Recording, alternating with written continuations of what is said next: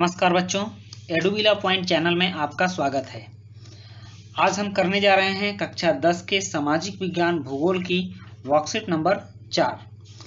और इससे पहले भी भूगोल की वर्कशीट हो चुकी है और संसाधन चैप्टर का एक पार्ट भी हुआ है जिसमें हम लोगों ने समझा है कि संसाधन क्या होता है। तो चलिए वर्कशीट शुरू करने से पहले मैं आपको बता दूं कि आपने अभी तक अगर हमारे चैनल को सब्सक्राइब नहीं किया है तो सबसे पहले चैनल को सब्सक्राइब कर लीजिए, उसके बाद बेल आइकन का बटन भी दबा लीजिए ताकि सारे वीडियो के नोटिफिकेशंस आप तक पहुंचते रहें। तो देखते हैं संसाधन क्या है। सबसे पहले हम लोगों ने जाना पिछले वर्कशीट में कि जो भी वस्तु मानव के उपयोग के लायक है उसको हम लोग संसाधन कहते हैं, जैसे जल संसाधन, भूमि संसाधन, मृदा संसाधन, यहाँ तक कि मानव भी एक संसाधन है क्योंकि मानव भी मानव के काम में आता है, इसलिए मानव भी एक संसाधन है। तो हम लोगों ने पिछले वर्कशीट में संसाधन की एक अच्छी समझ बनाई थी कि संसाधन क्या होता है। उम्मीद है आप भी समझ गए होंगे कि मानवों के उपयोग में जो भी वस्तु आती है उसे संसाधन कहते हैं। साधारण भाषा में समझिए कि जो मानवों के लिए किसी काम में साधन बनते हैं, निमित्त बनते हैं, उनकी सहायता से कोई काम किया जाता है, मानवों की सुख सुविधा के लिए और जीवन निर्वाह के लिए जो भी वस्तुएं उपयोग में लाई जाती हैं, सारी की सारी वस्तुएं साधन या संसाधन कहलाती हैं। अब यहाँ है संसाधन। संसाधन मतलब प्रमुख संसाधनों का उपयोग। कौन कौन मुख्य संसाधन है? वैसे तो दुनिया में बहुत सारे संसाधन हैं, लेकिन प्रमुख संसाधन कौन कौन है इस चीज को हम लोग आज जानने वाले हैं। प्यारे विद्यार्थियों, आपने कार्यपत्रक 3 में संसाधनों की जानकारी प्राप्त की। आज हम कुछ महत्वपूर्ण संसाधनों जैसे भूमि संसाधन, मृदा संसाधन, जल संसाधन, प्राकृतिक वनस्पति, वन्य जीव, खनिज इत्यादि के उपयोग के विषय में अध्ययन करेंगे। मतलब कि हमारे यहाँ बहुत सारी मुख्य संसाधन है, मूल संसाधन है, जिनके बिना हमारी जिंदगी नहीं चल सकती। जैसे कि भूमि, हम भूमि पर रहते हैं, भूमि नहीं रहेगी तो हमारा अस्तित्व ही नहीं रहेगा। मृदा मिट्टी, जल, प्राकृतिक वनस्पति, वन्य जीव, खनिज इत्यादि। अब एक एक करके हम देखते हैं। जैसे भूमि संसाधन। भूमि संसाधन क्या है? तो भूमि का उपयोग विभिन्न कार्यों के लिए किया जाता है, जैसे कृषि कार्य के लिए, सड़कों का निर्माण, उद्योगों की स्थापना इत्यादि। आप भूमि से इतना ही समझिए कि अगर भूमि नहीं होती तो आप रहते कहाँ या मानव रहता कहाँ, जीव जंतु कहाँ रहते। कुछ जीव जंतु जो जलचर हैं वो तो समुद्रों में रह लेते, लेकिन जो स्थल चर हैं, जो स्थलीय भाग में रहते हैं, अगर भूमि नहीं रहती तो वो कहाँ रहते? तब फिर वो कृषि कहाँ करते, खेती कहाँ करते, सड़क का निर्माण कहाँ करते, एक जगह से दूसरे जगह आने के लिए, अपने उद्योगों की स्थापना कहाँ करते।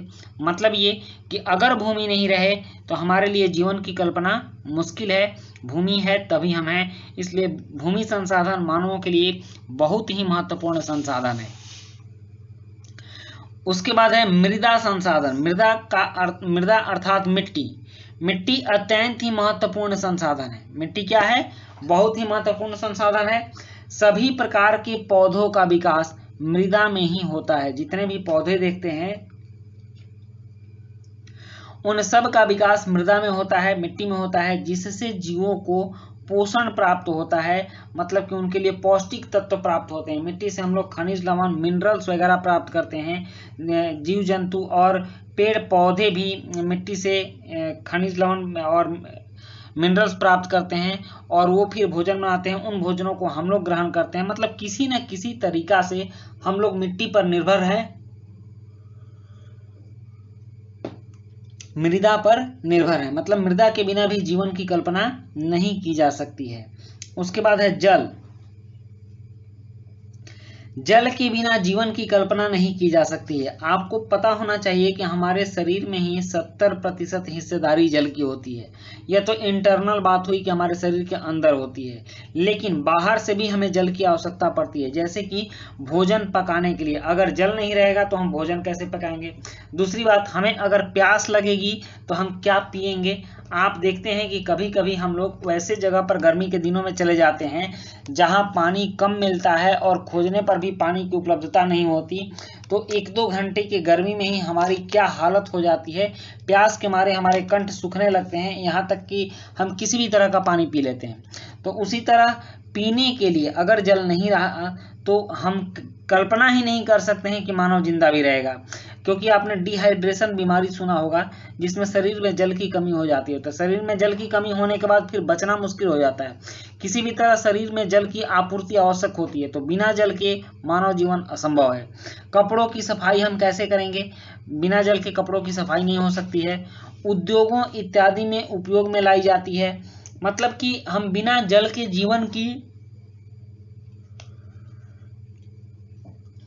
कल्पना ही नहीं कर सकते। बिना जल के हम नहीं जिंदा रह सकते। उसके बाद है प्राकृतिक वनस्पति।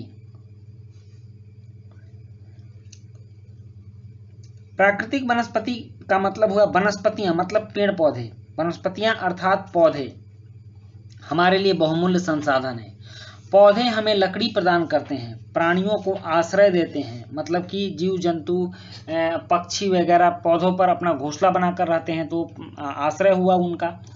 ऑक्सीजन उत्पन्न करते हैं। अगर पेड़ नहीं रहे, वृक्ष नहीं रहे, तो वायुमंडल में ऑक्सीजन की कमी हो जाएगी, और जब ऑक्सीजन की कमी हो जाएगी तो जीव जंतुओं का सांस लेना दुभर हो जाएगा, और हमें जब सांस नहीं मिलेगा तो 2 मिनट से ज़्यादा भी हमारी जिंदगी नहीं रह सकती है। इसलिए प्राकृतिक वनस्पति बहुत ही आवश्यक है। कहा भी जाता है आओ पेड़ लगाएं हम, क्योंकि सांसें हो रही हैं कम। इसलिए प्राकृतिक वनस्पति मानवों के लिए बहुत महत्वपूर्ण संसाधन है। उसके बाद है वन्य जीव। इसके अंतर्गत जंतु, पक्षी, कीट एवं जलीय जीव आते हैं। इनसे हमें दूध, मांस, ऊन, शहद इत्यादि प्राप्त होता है। तो इस तरह से वन्य जीव भी बहुत उत्तम संसाधन है, जिनसे कि शहद, दूध, मांस वगैरह प्राप्त होता है और मानवों का क्रियाकलाप चलता है।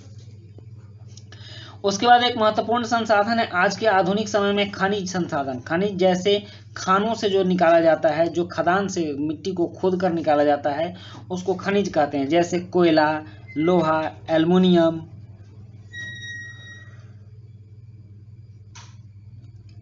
तांबा इत्यादि हमारे लिए अत्यंत महत्वपूर्ण संसाधन है, और हमारे घरों में भी इनका बहुतायत में उपयोग होता है। इसलिए खनिज संसाधन भी महत्वपूर्ण संसाधन है।